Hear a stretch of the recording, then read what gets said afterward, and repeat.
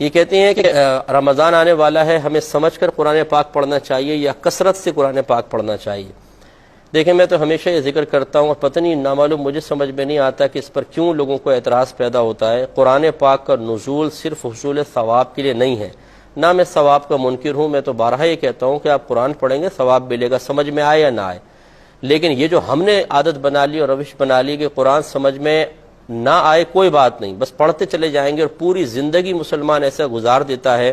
کہ اسے یہ نہیں پتا ہوتا کہ میرا رب قرآن پاک میں مجھ سے کیا ارشاد فرما رہا ہے۔ میں ایسے حضرات سے کہ جو میری ان باتوں پر اعتراض کرتے ہوئے اور پبلکلی اس کو ڈسکس کرتے ہیں کہ دیکھیں جی مفتی صاحب نے قرآن پاک پڑھنے سے منع کر رہے ہیں، حالانکہ چاہے سمجھ میں آئے نہ آئے ثواب تو ملے گا، تو بھئی میں نے کب انکار کیا ہے؟ لیکن میں آپ سے دائرہ ادب میں رہ کے پوچھتا ہوں کہ نزول قرآن کا یہ مقصد تھا کہ صرف عربی عبارت پڑھی جائے چاہے سمجھ میں آئے نہ آئے؟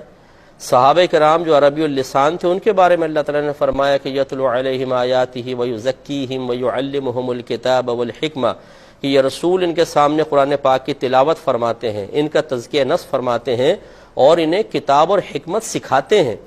اس کا مطلب یہ ہے کہ صرف قرآن پاک سیکھنا ہوگا، قرآن پاک کو سمجھنا ہوگا، قرآن پاک سمجھ میں آئے گا تو اس پر انشاءاللہ عمل پیرا ہوگا، اس کے مضامین دل پر اثرات مرتب کریں گے، انسان کے عمل میں تبدیلی پیدا ہوگی۔ اور جو ساری زندگی بس ایسے قرآن پڑھتا رہے ثواب کی نیت سے، ثواب تو اس کو پھر بھی ملے گا، لیکن اس سے میدان معاشر میں ضرور پوچھا جائے گا کہ اللہ تعالیٰ نے تمہیں صرف ثواب کے لیے قرآن پاک نازل نہیں کیا گیا، یہ تو عمل پیرا ہونے والی کتاب تھی، تو تم نے کتنا سمجھا قرآن پاک کو؟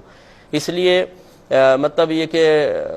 مجھے اس پہ کوئی ناراضگی بھی نہیں ہوتی اگر وہ کہہ رہا ہے ٹھیک ہے اپنی سوچ اور سمجھ کے مطابق کہہ رہا ہے، لیکن انشاءاللہ میدان معاشر میں ڈے آف ججمنٹ بتائے گا کہ ہماری سوچ اور فکر قرآن و حدیث کی تعلیم کے موافق صحیح تھی، یا مطلب اس طرح باتیں کہہ کے لوگوں کی حوصلہ افزائی کر کے، عوام کی حوصلہ افزائی کر کے ان بیچاروں کو قرآن سمجھنے سے دور رکھ کر صرف حصول ثواب تک محدود رکھنے میں کوئی فائدہ ہے؟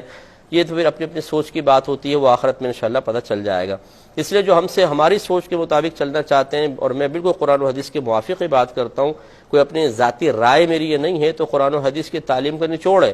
تو ان سے میری گزارش یہ ہے کہ قرآن سمجھ کے پڑھیں، چاہے پورے رمضان ایک سپارہ پڑھیں، لیکن اچھی طرح سمجھ کے پڑھیں، ترجمے کے ساتھ، تفسیر کے ساتھ، یہ آپ کے لیے بہت بیسٹ ہوگا۔ ان سے کہیں زیادہ بہتر جو ساری زندگی قرآن پڑھتے رہیں لیکن سمجھ میں کچھ نہ آئے، ثواب انہیں ملے گا لیکن اس سے جو کم حق ہو قرآن پاک کا فائدہ تھا وہ کبھی حاصل نہیں ہوگا۔ جتنا ہماری یہ تقریریں ہم سن کے اپنے قلوب پر اثر محسوس کر کے عمل میں تبدیلی لانے کی کوشش کرتے ہیں، میں واللہ کہتا ہوں آپ قرآن پاک کو ترجمہ تفسیر سے پڑھیں، جو آپ کے قلب پر اثر قرآن کا ہوگا یہ کسی کی تقریر کا نہیں ہو سکتا، اس لیے کہ تقریر ایک عام آدمی کا کلام ہے اور قرآن پاک اللہ تبارک و تعالیٰ کا کلام ہے، اسے جب ہم پڑھتے ہیں تو دل پر بہت زیادہ اثر ہوتا ہے، اور ہر آیت اپنا ایک تقاضا رکھتی ہے، وہ تقاضا کرتی ہے، وہ اسی کو تقاضا محسوس ہوگا، اور تقاضے کے مطابق وہی شخص عمل پیرا ہو سکتا ہے جس نے قرآن پاک کو ترجمہ اور تفسیر کے ساتھ پڑھا ہے۔ اللہ تعالیٰ عمل کی توفیق عطا فرمائے۔ ایک کویسچن کسی بھائی نے کہا تھا کہ ترجمہ قرآن کون سا پڑھا جائے؟ دیکھیں بہت سارے ترجمے ہیں جو بہت ہی اچھے ہیں، آپ پڑھ سکتے ہیں، لیکن میں جس ترجمے کو پسند کرتا ہوں جو بہت ہی اچھا تفسیری ترجمہ ہے اور اس میں بہت اچھے انداز سے عقائد کا ذکر بھی ہے اور محبت اور پیار کا عنصر آپ کو بہت زیادہ نظر آئے گا، وہ اعلیٰ حضرت امام اہل سنت رحمۃ اللہ علیہ کا ترجمہ ہے کنز الایمان۔ آپ یہ لے لیں، اور اس پہ ایک مختصر سا حاشیہ ہے خزائن العرفان کے نام سے،